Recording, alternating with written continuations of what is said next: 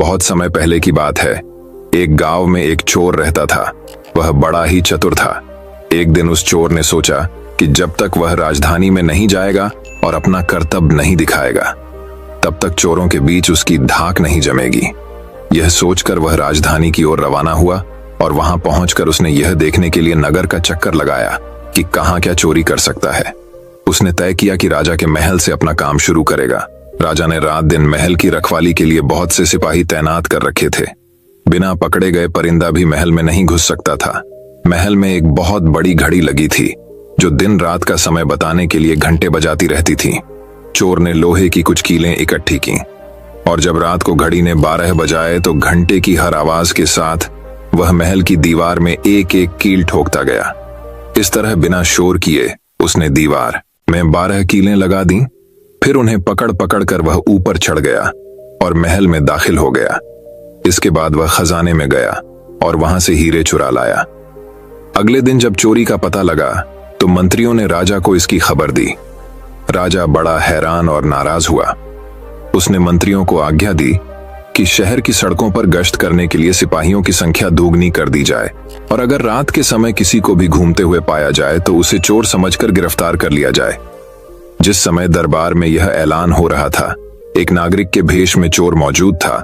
उसे सारी योजना की एक एक बात का पता चल गया। उसे फौरन यह भी मालूम हो गया कि कौन से 26 सिपाही शहर में गश्त के लिए चुने गए हैं। वह सफाई से घर गया और साधु का बाना धारण करके उन 26 सिपाहियों की बीवियों से जाकर मिला। उनमें से हर एक इस बात के लिए उत्सुक थी कि उसके पति ही चोर को पकड़े और राजा से इनाम ले। एक एक करके चोर उन सबके पास गया और उनके हाथ देख देख कर बताया कि वह रात उसके लिए बड़ी शुभ है। उसके पति की पोशाक में चोर उसके घर आएंगे। लेकिन देखो, चोर को अपने घर के अंदर मत आने देना, नहीं तो वह तुम्हें दबा लेगा। घर के सारे दरवाजे बंद कर लेना और भले ही वह पति की आवाज में बोलता सुनाई दे, उसके ऊपर जलता कोयला फेंकना। इसका नतीजा यह होगा कि चोर पकड़ में आ जाएगा। सारी स्त्रियां रात को चोर के आगमन के लिए तैयार हो गईं। अपने पतियों को उन्होंने इसकी जानकारी नहीं दी। इस बीच पति अपनी गश्त पर चले गए और सवेरे 4 बजे तक पहरा देते रहे। हालांकि अभी अंधेरा था, लेकिन उन्हें उस समय तक इधर उधर कोई भी दिखाई नहीं दिया, तो उन्होंने सोचा कि उस रात को चोर नहीं आएगा। यह सोचकर उन्होंने अपने घर चले जाने का फैसला किया। जो ही वे घर पहुंचे, स्त्रियों को संदेह हुआ और उन्होंने चोर की बताई कार्रवाई शुरू कर दी। फल वह हुआ कि सिपाही जल गए और बड़ी मुश्किल से अपनी स्त्रियों को विश्वास दिला पाए कि वे ही उनके असली पति हैं और उनके लिए दरवाजा खोल दिया जाए। सारे पतियों के जल जाने के कारण उन्हें अस्पताल ले जाया गया। दूसरे दिन राजा दरबार में आया तो उसे सारा हाल सुनाया गया। सुनकर राजा बहुत चिंतित हुआ और उसने कोतवाल को आदेश दिया कि वह स्वयं जाकर चोर पकड़े। उस रात कोतवाल ने तैयार होकर शहर का पहरा देना शुरू किया। जब वह एक गली में जा रहा था, चोर ने जवाब दिया, मैं चोर हूं।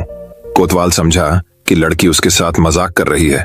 उसने कहा, मजाक छाड़ो और अगर तुम चोर हो तो मेरे साथ आओ, मैं तुम्हें काट में डाल दूंगा।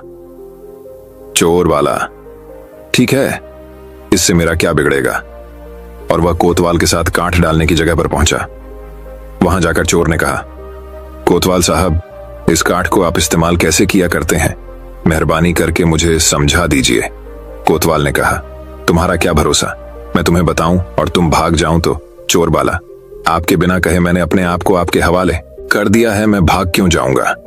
उसकी बात सुनकर कोतवाल उसे दिखाने के लिए राजी हो गया कि काठ कैसे डाला जाता है।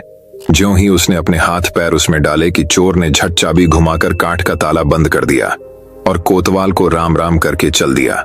जाड़े की रात थी। दिन निकलते निकलते कोतवाल मारे सर्दी के अधमरा हो गया। सवेरे जब सिपाही बाहर आने लगे तो उन्होंने देखा कि कोतवाल काठ में फंसे पड़े हैं। उन्होंने उनको उसमें से निकाला और अस्पताल ले गए। अगले दिन जब दरबार लगा तो राजा को रात का सारा किस्सा सुनाया गया। राजा इतना हैरान हुआ कि उसने उस रात चोर की निगरानी स्वयं करने का निश्चय किया। चोर उस समय दरबार में मौजूद था और सारी बातों को सुन रहा था। रात होने पर उसने साधु का भेष बनाया और नगर के सिरे पर एक पेड़ के नीचे धूनी जलाकर बैठ गया। राजा ने गश्त शुरू की और 2 बार साधु के सामने से गुजरा। तीसरी बार जब वह उधर आया तो उसने साधु से पूछा कि क्या इधर से किसी अजनबी आदमी को जाते उसने देखा है। साधु ने जवाब दिया कि वह तो अपने ध्यान में लगा था।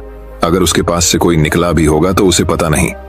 यदि आप चाहें तो मेरे पास बैठ जाइए और देखते रहिए कि कोई आता जाता है या नहीं। ये सुनकर राजा के दिमाग में एक बात आई और उसने फौरन तय किया कि साधु उसकी पोशाक पहनकर शहर का चक्कर लगाए और वह साधु के कपड़े पहनकर वहां चोर की तलाश में बैठे। आपस में काफी बहस मुबाहिसे और 2-3 बार इनकार करने के बाद आखिर चोर राजा की बात मानने को राजी हो गया और उन्होंने आपस में कपड़े बदल लिए। चोर तत्काल राजा के घोड़े पर सवार होकर महल में पहुंचा और राजा के सोने के कमरे में जाकर आराम से सो गया। बेचारा राजा साधु बना चोर को पकड़ने के लिए इंतजार करता रहा। सवेरे के 4 बजने आए। राजा ने देखा कि न तो साधु लौटा और कोई आदमी या चोर उस रास्ते से गुजरा, तो उसने महल में लौट जाने का निश्चय किया।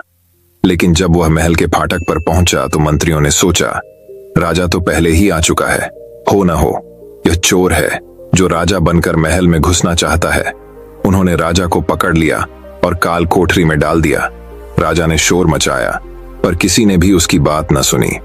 दिन का उजाला होने पर काल कोठरी का पहरा देने वाले मंत्री ने राजा का चेहरा पहचान लिया और डर के मारे थर-थर कांपने लगा।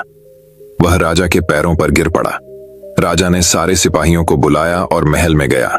उधर चोर, जो रात भर राजा के रूप में महल में सोया था, सूरज की पहली किरण फूटते ही राजा की पोशाक में और उसी के घोड़े पर रफू चक्कर हो गया। अगले दिन जब राजा अपने दरबार में पहुंचा तो बहुत ही हताश था। उसने ऐलान किया कि अगर चोर उसके सामने उपस्थित हो जाएगा तो उसे माफ कर दिया जाएगा और उसके खिलाफ कोई कार्रवाई नहीं की जाएगी, बल्कि उसकी चतुराई के लिए उसे इनाम भी मिलेगा। चोर वहां मौजूद था ही फौरन राजा के सामने आ गया और बोला, महाराज, मैं ही वह अपराधी हूं। इसके सबूत में उसने राजा के महल से जो कुछ चुराया था वह सब सामने रख दिया, साथ ही राजा की पोशाक और उसका घोड़ा भी। राजा ने उसे गांव इनाम में दिए और वादा कराया कि वह आगे चोरी करना छोड़ देगा। इसके बाद से चोर खूब आनंद से रहने लगा। इस कहानी से हमें यह सीख मिलती है कि व्यक्ति की बुद्धि उसे हर एक नाकामयाब चीज को भी कामयाब बनाकर दे सकती है, लेकिन बुद्धि का इस्तेमाल अगर इंसान के भलाई के लिए और खुद को बदलने के लिए किया जाए तो उस इंसान का जीवन खुशियों से भर सकता है। दोस्तों, मैं उम्मीद करता हूं कि यह कहानी सुनने से आपके जीवन में अच्छे बदलाव आए होंगे। आपको इस वीडियो से क्या सीखने मिला ये कमेंट करके जरूर बताइए और अपने परिवार, दोस्तों या आपके करीबी इंसान के साथ ये कहानी शेयर करके उन्हें भी इस ज्ञान से परिचित करवाए। बाकी अगर आपको ये वीडियो दिल से अच्छी लगी हो तभी इस वीडियो को लाइक कर देना और आपने अब तक इस चैनल को सब्सक्राइब ना किया हो तो चैनल को सब्सक्राइब भी जरूर कर देना। आपका हर दिन शुभ हो और खुशियों से आपका जीवन भरा रहे। धन्यवाद। नमो बुद्धाय।